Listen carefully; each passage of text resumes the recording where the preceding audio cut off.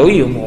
అన్నయ్య, నీకు ఎంత పనున్నా ఒక్కరోజు భటుల్ని పంపించు, నువ్వు మాత్రం భోజనానికి నా ఇంటికి రా, ప్రేమతో నేను వండి పెడతానంది యమున.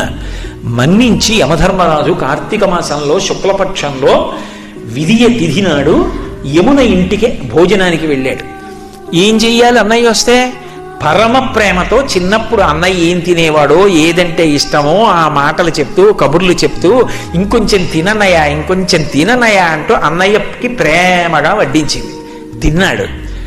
ఏం కావాలమ్మా నీకు అని అడిగాడు. మరి దేవతా సంబంధం కదూ, వరం ఇవ్వాలి. ఆవిడ మనందరి కోసము వరం అడిగింది. అన్నయ్య, ఇది జ్ఞాపకం పెట్టుకుని ఈ తిథి నాడు ఏ అన్నయ్యని, ఏ తమ్ముణ్ణైనా సరే, ఏ అక్క అయినా, ఏ చెల్లైనా ఇంటికి పిలిచి అన్నం పెడితే ఆ అన్నం తిన్నందుకు ఆ అన్నకి కానీ తమ్ముడికి కానీ అపమృత్యు దోషం లేకుండా చెయ్యన్నయ్యా. తప్పకుండా ఇస్తానమ్మా అన్నాడు.